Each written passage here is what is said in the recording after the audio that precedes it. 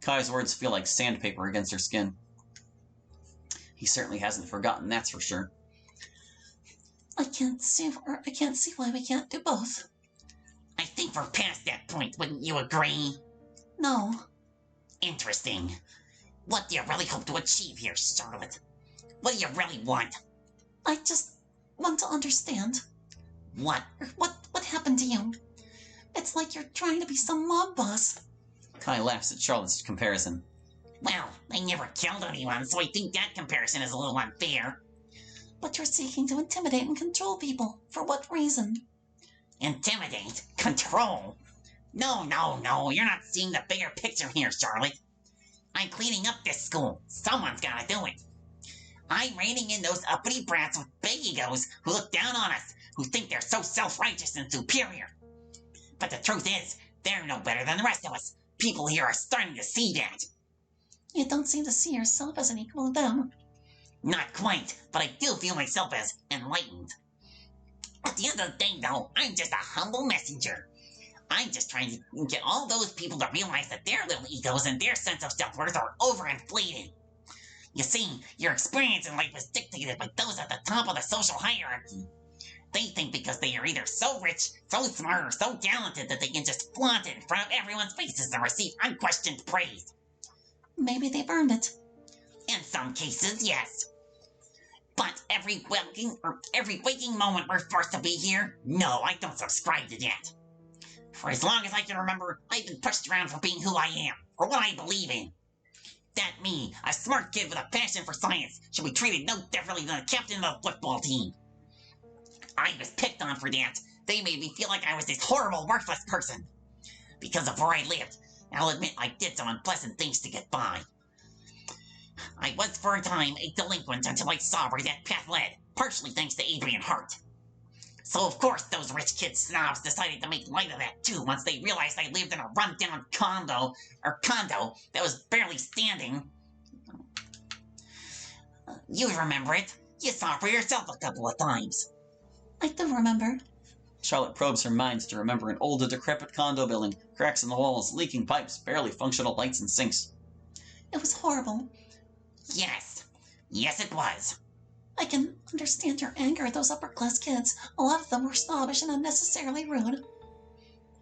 But after a while, you just have to let it go, Kai, and move on from that. Your living situation doesn't define you. Except when they used it against me, constantly. Kai, they were just idiots who were just trying to get a rise out of you. Don't you dare defend them. Nothing will ever justify the treatment I received when I never did anything to deserve it. I just wanted to be respected for who I was. I didn't have any friends until middle school, not until you. Charlotte uncomfortably shifts her feet on the ground as Kai begins circling her. You saw that there was good in me, that I had value as a person. Until you took it and crushed it when you decided to scheme with Shiro. Charlotte stares down at the ground and mulls over what she wants to say next. Is this really all about Shiro and your rivalry that's been dragged on? Shiro hasn't been the only snobbish degenerate I've had to deal with, but he's been the most recurring one. Tubies. At first I saw Shiro as an equal. I'll give him this much credit. He briefly pauses himself, as if to realize what he had just said. However, Kai sighs and presses on. He's a passionate student of science, like me. He was looked down upon by our peers for his looks and his passions. In a lot of ways, his story mirrors my own. But unfortunately, he didn't share my humble roots and decided he needed to dominate whatever room he was in and be a snobbish know-it-all. He sought to challenge me. He thought he was better than me. He tirelessly compared himself to me, and any time I had an achievement, he always had to try to minimize it one way or the other. At first, I just thought it was some friendly competition until he started bad-mouthing me around the school. And bad-mouthing me to you. I remember how our once vibrant friendship slowly burned to ash, and it was blown away by your betrayal. You didn't have to say yes to me. Truthfully, by that point, I had given up on that. But I'd gotten some false hope and lulled into a false sense of security by figuring I had a chance. And you swatted me down like a fly, right in front of the whole school in the cafeteria, just like that. How do you think that made me feel, Charlotte? How do you think that changed my outlook on life? I'll tell you, it didn't help. I realized then that Shiro was just as bad as the people who bullied us for being nerds.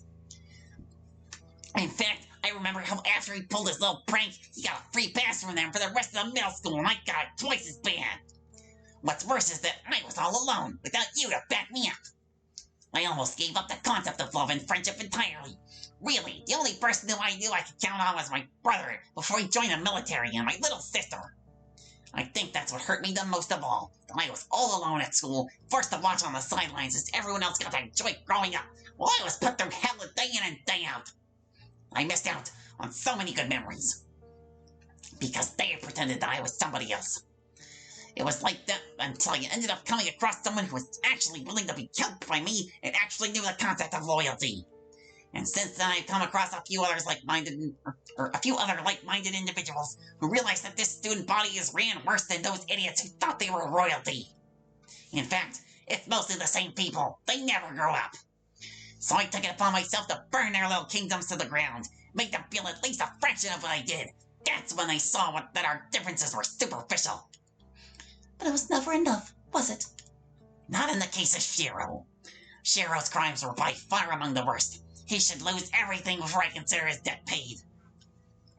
How much longer does he have to suffer? That whole poem thing, how you were so relentlessly cruel to him. When does it end, Kai? When he loses you. Charlotte feels her heart jump out of her chest. What do you mean? Kai lets out a chuckle. I want him to lose your friendship, too. I want him to be completely alone. To be friendless, just as I was. To know that there are people who will actively hold you down no matter how good you think you are. Because the only way to make it in this world is to be ruthless, to be mean. Fight your way to the top and never give up what's yours. Never forgive. And never forget. That's been my motto for 2 years. Anything else is just a bonus. I can tell you right now that I will never stop being friends with Shiro. He's earned my friendship, just like you had earned mine. I don't anticipate him ever doing something to betray my trust again. Shiro didn't cost you your friendship, or cost you our friendship. Kai, you did that yourself. Kai angrily scows at Charlotte. I remember now that I saw what you... no, it's her. I remember now that I saw what you were becoming, even back then. You were always so angry, always getting into fights for the littlest things. It got to a point where I genuinely didn't feel safe around you anymore. Yes, your fighting with Shiro didn't help. I got tired of playing mediator, but it was your own doing that I decided to end our friendship.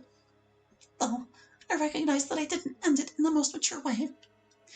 That's putting it very mildly. Yes, I suppose it is. I understand that you and Shiro were never compatible.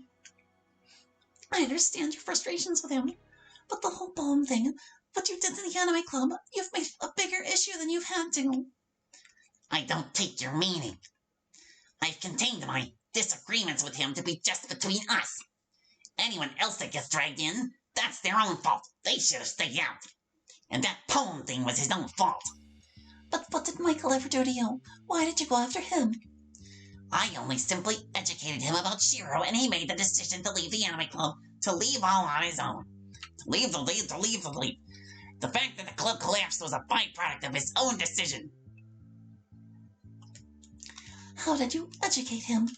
Like you did with Shiro? Kai chuckles. Look, if you're going to accuse me of these outlandish things, then we're both wasting our time.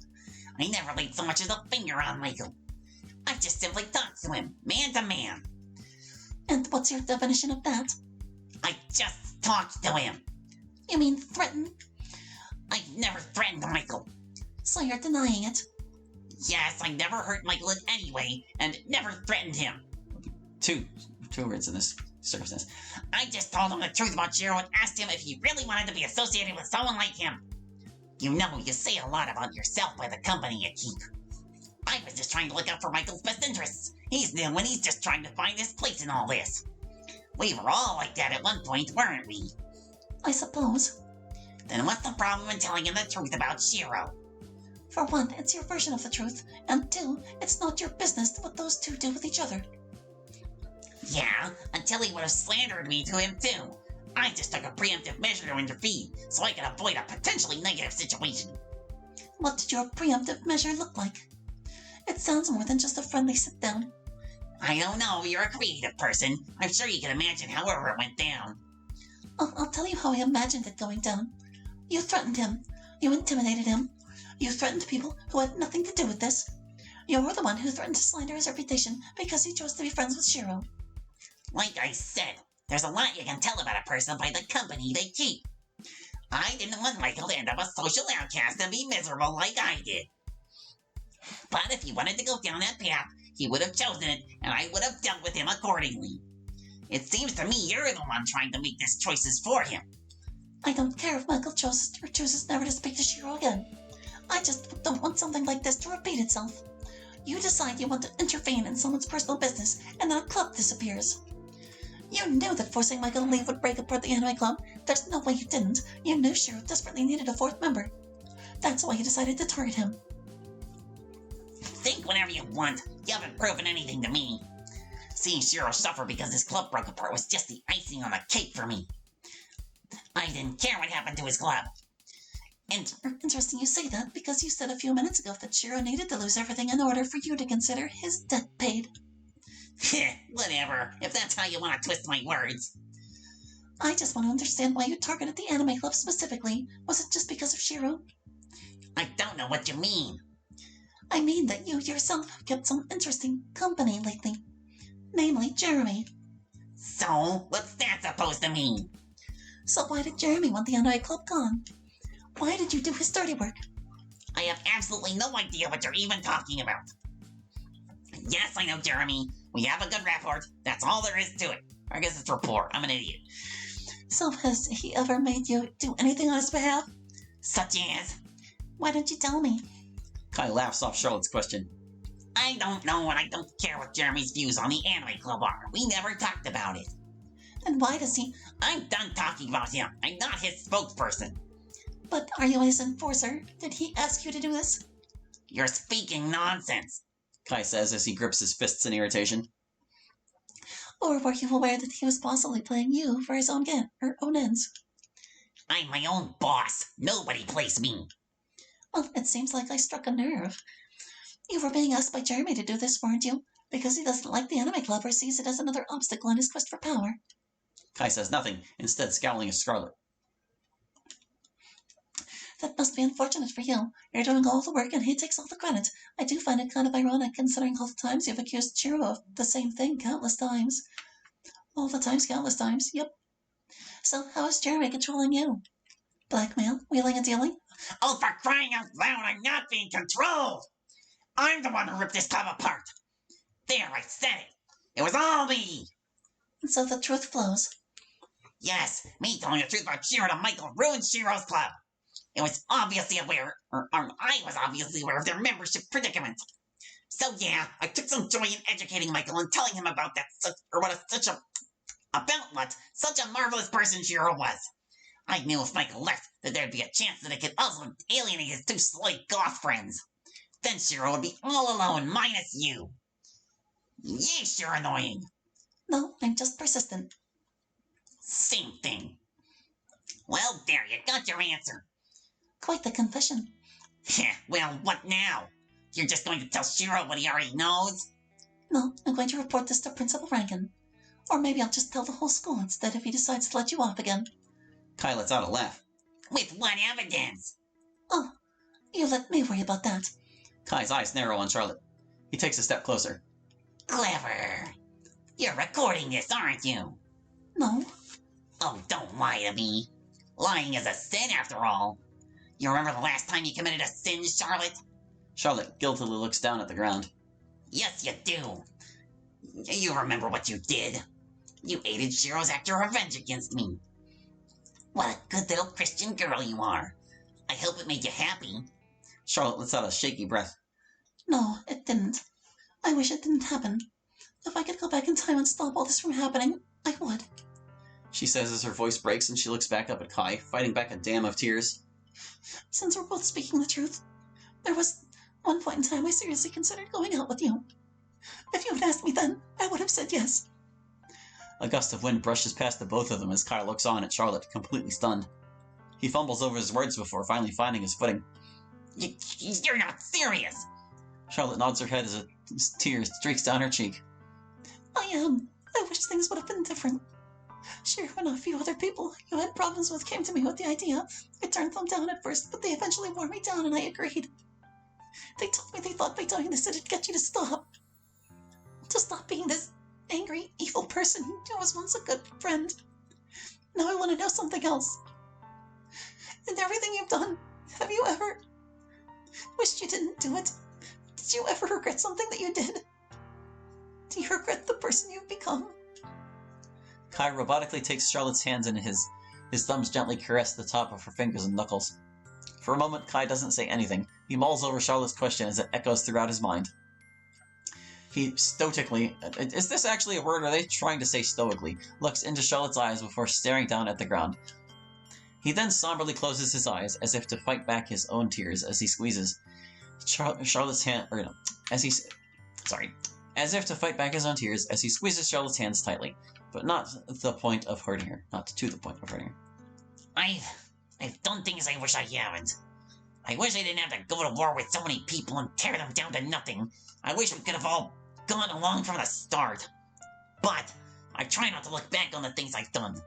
I try to only look forward. The past is a cage that can bar us from taking the future. How do you get out of cages? You break free. I broke free, and I haven't looked back on everything until now. Yes, there's certain specific things that I've done that I wished I'd handled differently or hadn't done, but it was worth it to me. Could you find it somewhere within yourself to forgive Shiro? Please. He's done some terrible things to you, yes, but he faced the consequences for it. You proved your point to him. Please, just end this already. Charlotte says as her voice breaks down to only a whisper.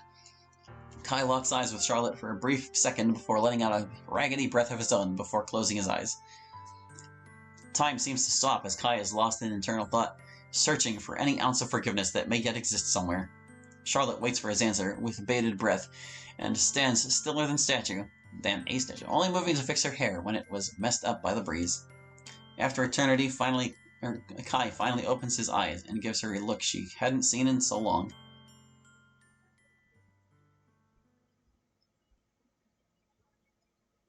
No.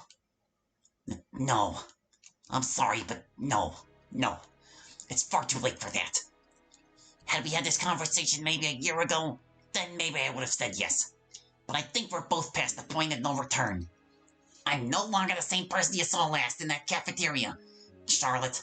Or you last saw. Yeah, I've become so much stronger than that small, fragile little nerd.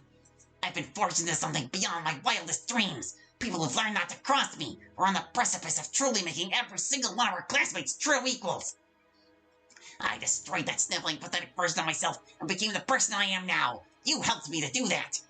If anything, despite all this, I should be thanking you. The point is, I've changed. I don't think there's any going back for me. That person you knew is as good as dead. Then he is. The person who I knew and cared about is dead. Some horrible, scary monster killed him. Charlotte withdraws her hands from Kai, his sad, remorseful expression quickly giving way to a scowl. Wait, we're truly finished. I'm sorry. See? That's why I can't forgive him. Because he took moments like this away from me. He took you away from me. You and Shiro helped made me what I am. Make the monster you say you're so scared of. So speak for yourselves. And the irony is that you defend him for it. That's not... Listen! If you report me to Principal Rankin, or this recording gets anywhere I don't like, you'll truly regret having ever known me, and you'll remember it. Kai gives Charlotte an icy stare as she wipes the tears from her face with her sleeve, sobbing softly to herself. You know something? You're not even the first person who has tried to record me saying something incriminating. There's a reason why I've never been harshly punished. But I'm not going to do to you what I've done to others. I don't want us to end things like that. Instead, I'll offer you an ultimatum. You have until noon tomorrow to promise me that you won't report me and that you'll delete your tape. Then I'll leave you alone for good. Charlotte depressingly stares back at Kai as she waits for him to say anything else. The two stand in silence for what seems like forever. She tries to muster up the courage to say something. Anything. Anything that can bring back that boy she knew from middle school. As she continues to stare into his crimson red eyes, the only thing that stares back at her is pure, unadulterated anger. Charlotte lets out a raggedy breath as she takes a few steps back, her heart thumping at a million miles per second. Sure, Kai just said he wouldn't hurt her, but what else is he capable of? Her heart is on the verge of bursting. She feels an empty pit forming at the bottom of her stomach as her head begins to spin. Charlotte tries to open her mouth, but Kai cuts her off. Goodbye. Charlotte lets out a sob as she hears Kai walks past her and open the doors to go back inside. She drops to her knees as her tears begin to flood out of her eyes. No, I can't let it end like this. I'm sorry. For everything. For the cafeteria incident. For rejecting you. For abandoning you. For all of it. I know that I'm a terrible person. I haven't been able to forgive myself for what I did to you. I'm the one that's responsible for everything. Just please, stop this. Please, let's just go back to the way things were before all this. She forces out as her voice breaks into a squeak. She then crumples to the ground, sobbing uncontrollably. She looks back up to see Kai's back to her, holding the door open. For a moment, he doesn't do anything except stand there. Please come over here. Please tell me everything's going to be okay. Please tell me you'll do better and change. She shouts to herself in her mind. She tries to enunciate the words to say it, but they come out as weak, pitiful sobs. Kai stands frozen for what feels like hours until he walks into the building, letting the door shut behind him.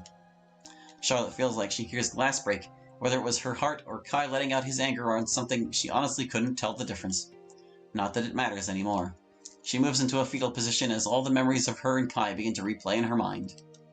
From the first time they met, the first time they shared a laugh, their first science experiment together, all the sweet and kind gestures they did for each other, the moment they were officially friends, and at the time he showed her his house, the time she showed him her spider collection, all the good times, all the laughs, everything. She wipes the tears away from her sleeves as she gazes up into the heavens above her. Why? Why did it have to end?